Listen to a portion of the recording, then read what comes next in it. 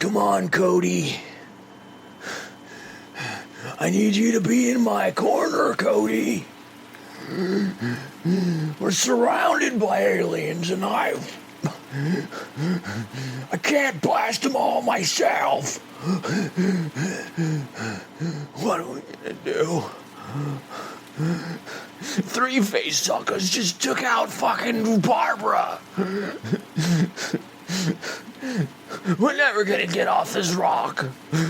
The ship's fucking destroyed. The Tesseract isn't working. And my oxygen is running thin.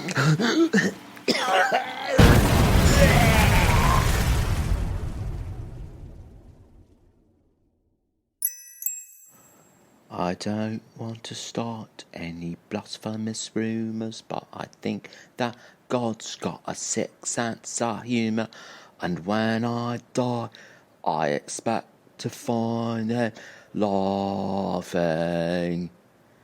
Cut. Fuck, man, roll that back. My British accent was falling apart at the end. I said laughing. It sounds bullshit. Yeah, take it from the top. Okay.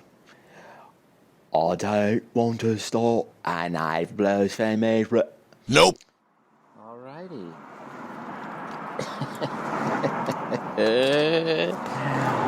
Oh, yes. Here we go. Roll them up.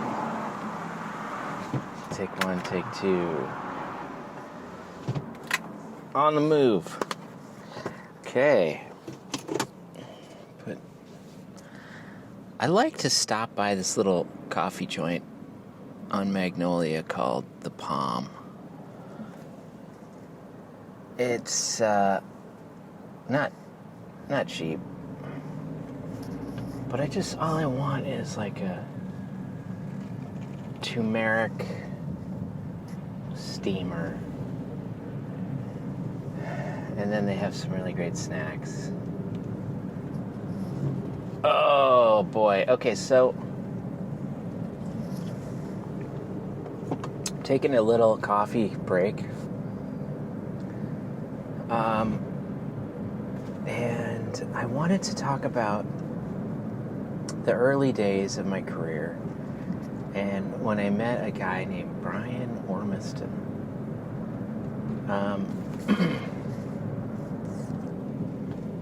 Brian ended up becoming, part of the story department, I think, at Leica. He's just a fantastic 2D artist. But back in the day, he was a stop-motion animator. And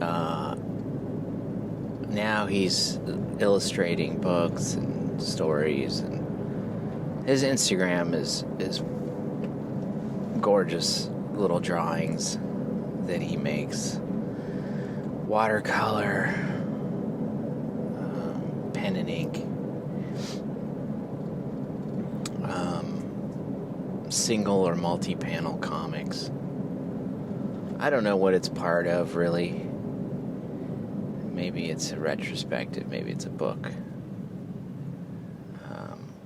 I'm not really up on what's going on with Brian these days. I did bump into him at the Pinocchio rap party, and we had a good time catching up. And then he and I met up with Joe Schmidt the next morning, or a morning or two after, and we all had coffee together. And it was great, because I didn't know if those two guys knew each other. I think they had met once or twice, but they got along great, and it was just such a lovely chat. And this is right after, the whole COVID debacle.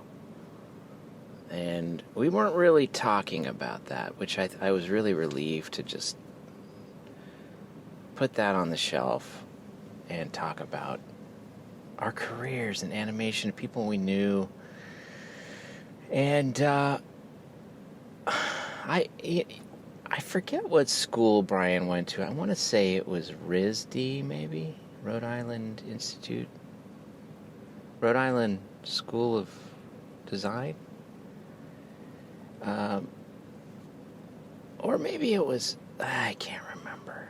But it was an East Coast art school that had some animation focus in it.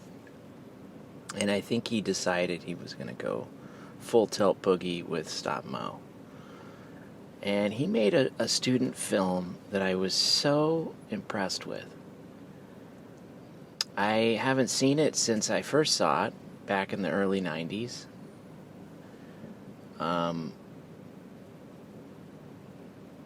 I think he had a VHS copy of it that he showed at work one Friday. There was a Friday where people brought in, excuse me, their own personal work and showed it on a kind of a big, I think it was a projection television screen. One of the early ones that looked like kind of rainbow, weird lights. And you had to get the room really dark in order for there to be any sort of contrast. And his film was so ahead of its time. You know, everybody does something different with their student films, and for different reasons. And when I saw his film, I was just really, really impressed with it. And it was a character. I have such a foggy memory of this. I don't really know if this is exactly how it went, but a character walks into a room and sits down at a table, and that has a series of sort of pantomime poses at the table, like he's thinking about something, and then he looks over his shoulder, and then he is distracted by something else, and I think he's distraught. But it was, you know, I took acting workshops in college, and one was like, you know, you do these like the scene work, and it felt like an audition, like a character was auditioning for a part or something. And he comes in on stage and just does this series of silent pantomime poses, and through which you get exactly what that character is feeling. Now, what was fascinating about this, I think it was a 16 millimeter film, was that he struck these incredibly great poses, like really strong, engaging, dynamic poses, and then he just left them. And it was sort of robo, kind of linear in-betweens, like just not even a whole lot of ease, just like from one pose, and then straight into another pose. And then that pose held for multiple seconds. And then into another pose. And then he would hold that pose. So it really wasn't about motion. I mean, the character was moving, but it was more about poses. And I think that's kind of like what he does. You know, a storyboard artist essentially is just doing poses. They're like really strong keyframes. You're getting the emotion of the scene across in a still. And that's what it was. And you know, the strength of it for me was like, I think people have a hard time leaving puppets alone. I'm working with Kevin Glick right now, and he was like, told a funny story about Rich Zim. Said, offhandedly, that's a great pose. You could get at least 2 seconds out of that pose. And Kevin just told me that story like moments ago. And finding great poses and then mining those poses for tons of screen time is, I think, really intelligent filmmaking. And it's also like letting the audience look at what has been presented, what has been made, you know, all the light and shadow and textures, and that you've created this miniature inanimate world, and you want people to sit and look at it. And that's what Brian's film did for me. I was like, what is up with everybody trying to get all this gorgeous flowy motion, when really what you need is just a series of really strong poses. It was stylistic. It was engaging. And then, of course, you know, he's so dry and funny, and he said something offhanded like, "It's all I only had enough time to do that." Like he was cheating the system, like he didn't have enough time to do his thesis project, so he figured a way that he could just milk really dynamic poses and barely do anything, and get, you know, like a whole reel of, I don't know how many minutes those 16 millimeter rolls, like three or 4 minutes. But that was kind of like, he shot a whole roll of film kind of thing, and he was like, that's my film. And I think all the edits were in-camera edits. But it had that beautiful, I think it was some sort of reversal film. It had that rich, yummy